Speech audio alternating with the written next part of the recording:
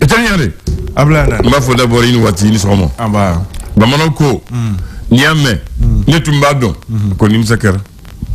Oche. Sinon ni ikwe se ka ke. Agute se ni nguma do mamu. Ikwa ke sana ka soma.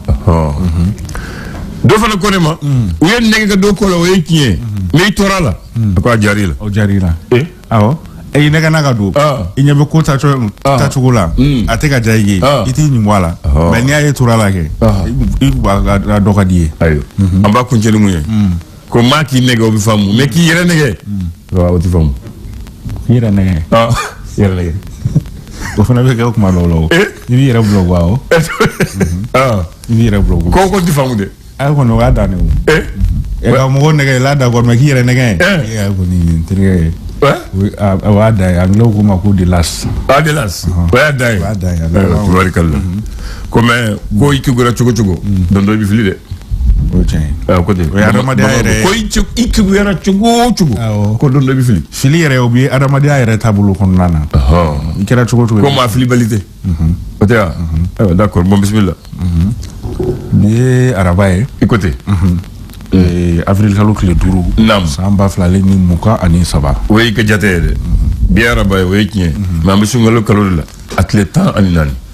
Ouais, bon comme aube ka soa do bo jate do. Mba jate ouais. O jagwe. O jagwe ko jate do. E fana ba jate parce que c'est lui la c'est atmeo. E fana na lu jate lo.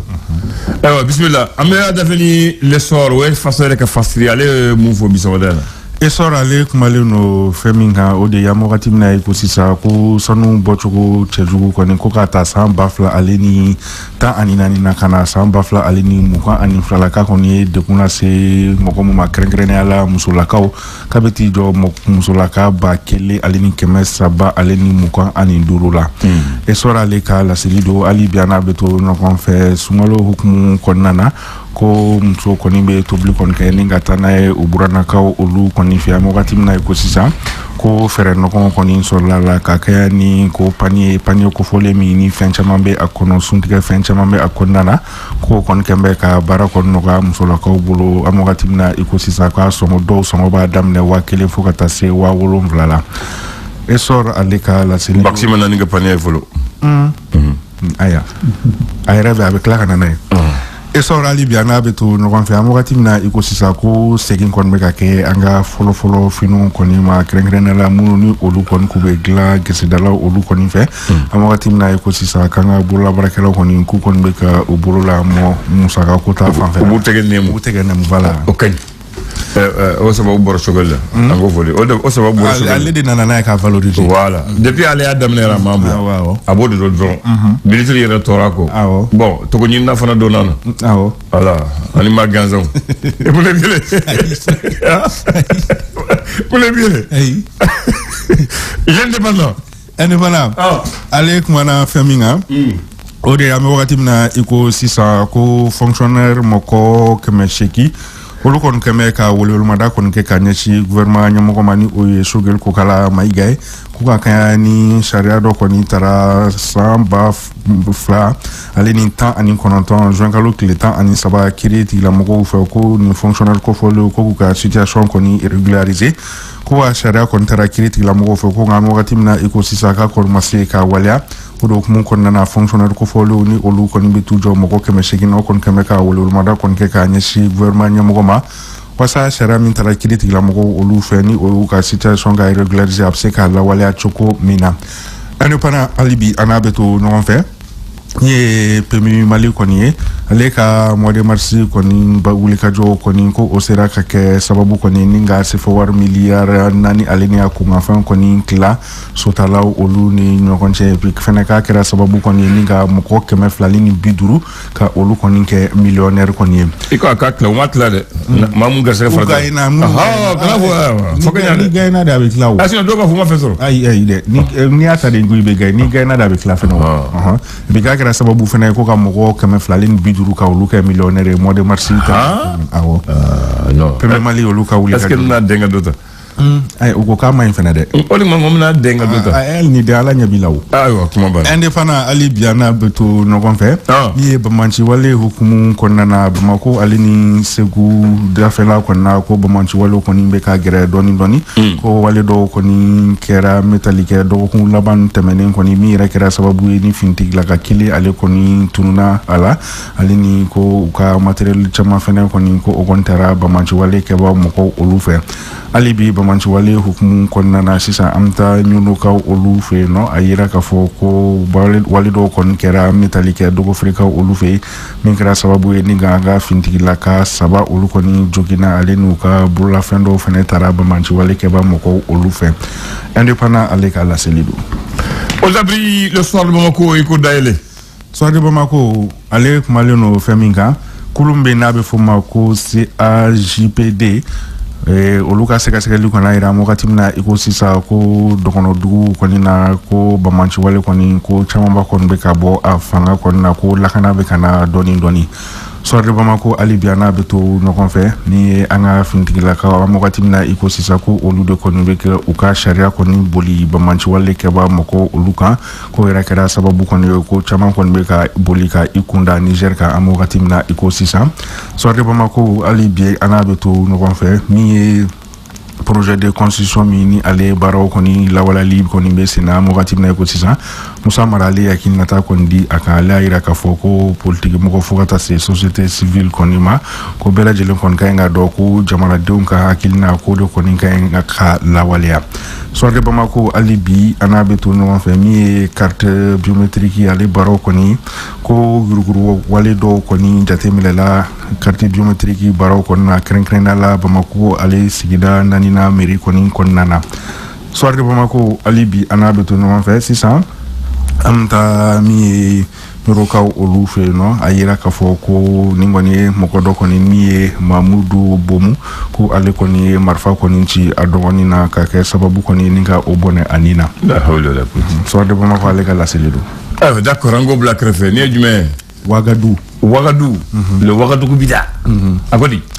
Alek malino feminga odi bamanci wale amokati mna iko sisa ko akon beka bo Sahel jamano koninga kuga ikunda Golfe de Guinée koninga amokati mna iko sisa Ouagadougou aleka la selido ale biani Ouagadougou beto no fe ni Sidiki Jabate ni ale koni kulumi be ni onyashine no metalike munumbe tulu koni gla ka nga senefo bayla maka tulu koni olu ya ira ka foko olu ni jamana nyamugo koni ma ben fola ka sabuga ko olu ma exoneration koni soro wa ko lu ka kay décharge koni mi be uni jamana nyamugo koni je ko mi ni bolna black on kera ko ama respecter jamana nyamugo olu fe anli bi ani Ouagadougou beto no kon fe mi Cheikhne Camara politique tombe nabe fuma ko NCA o nyama do ali koni la seli kon ke ka nyashi école karamugo oluma Ouagadougou ali bi ana beto no kon fe kulumbe ni oye politique to nga fra no kulu ni oye cadre de champ de parti de regroupement politique olu kon uga Camara gwan koni ira mo gatimna iko 600 ka nyashi ka kayani jamana koni tabulé Ouagadougou aleka la selido aywa le Pélican aleka la série jume Pélican aleka la série mi a semenu na mi ko asa parado ko alokoni bla kolumbe na fuma ko ASDAP ole koni bla onyama konna amogatim na iko sisa alibi ani Pélican koni beto no kon fe mi ko laïcité ko yala ko na ke sababu ninga kala koni do ka malike islam jamana wa ngali koni tangunembe Pélican aleka la selido aywa le Scorpion Gosson ale jonki Gosson ale kumaleno feminga ode yi amogatimna iko sisa mi shara sumba kura koni falini baro koni besina sikatolo do hukumu konana ko CNT koni nyama koni laidu dumon koni ta wasani shara sumba kura apse kala wala chuko mina ali bi amto hukumu kele konana CNT moko koni ayira ka foko referendum ko folo koni ko soni adati koni mena fo moko wi Scorpio ale kala selido tubarikallah mbab dabri tlegana iba amumu na nyenye boni wona nana ka fese ka wala ka fese otewa ka china galombo nyona otewa na nambara parce que ko chien galon nambara ko tegele ba mo côté ba ko ci wulu côté e ken ñaare 93 ans sunu ko dogo mais a sɔrɔ an kɔni an bali kelen don o tɛ wa o don a y'a sɔrɔ Baxi yɛrɛ ma se Bamako 93 Baxi tun tɛ yan ayiwa voilà Baxi nana kɔfɛ waati min na Musa bɛna bin AM i b'a AM dɔn awɔ k'a sɔrɔ Omar Mariko ale bɛ Tunkara sisan wa a bɛ ko kan sisan ni waati in na ale de AM créé olu de ye kɛlɛ daminɛ Musa nɔfɛ maintenant kɛlɛ daminɛ politicien donna la baarakɛlaw donna la Musaw donna la sɛdasiw donna la Musa fanga tiɲɛna fanga binna u ko transition kɛra u ko démocratie kalata kɛra Alpha kɛra président ye Alpha kɛra président ye écoledenw ka laɲini ma sɔrɔ alors que écoleden ni politicien de tun bɛ baara kɛ ka Jukɔrɔla ka Musa bin écoleden ko Alpha ni Adama ma a ye fanga sɔrɔ a bɛ fanga la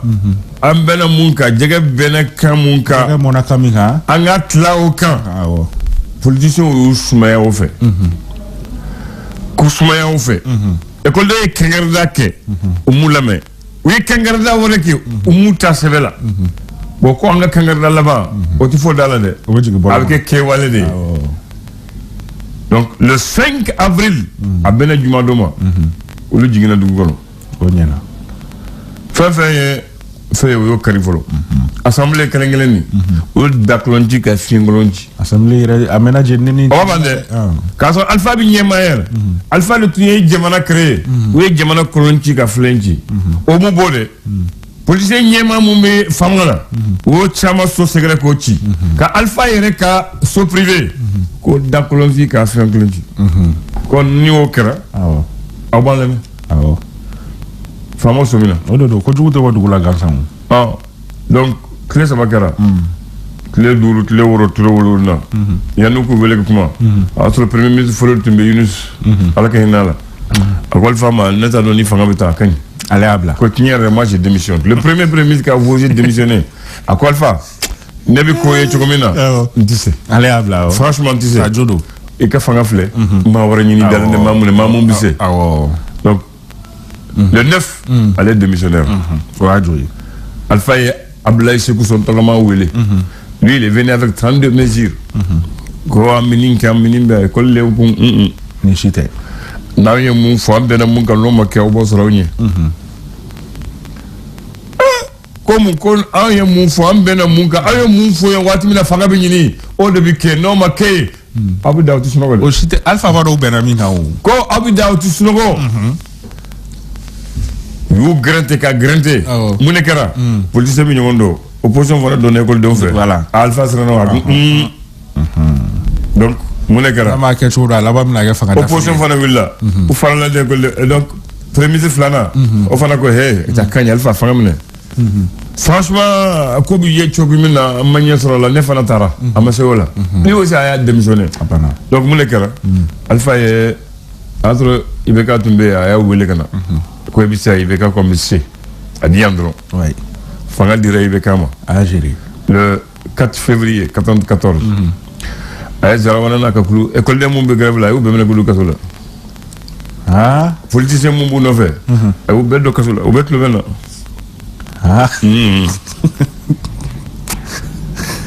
IBK a y'u don kaso la sumaya dɔɔni kɛra voilà mankan dara dɔɔni a y'u bɔ kaso la ko o de kama a ye kuma kelen fɔ mɔgɔw bɛ to k'o fɔ a ko Zarawana ala ka hinɛ Zarawana ale fana bi a bɛ tiɲɛ sɔrɔ a ko ma aw banna ka kalan kɛ k'a kɛ kari-kari ye ka bɔn kari-kari tɛ kɛ fanga de bɛ yira aw la a bɛ taa école la an bɛ n'aw se k'aw ye mais n'aw banna ka kalan kɛ n bɛ kuma kelen fɔ ye an kɔni den bɛ taa kalan kɛ kɔfɛ n'u nana an tɛ ne k'aw mara k'a fa mara an den fana b'aw mara fantanw de kun faama ye kuma jumɛn ye n kɔni ye faama kuma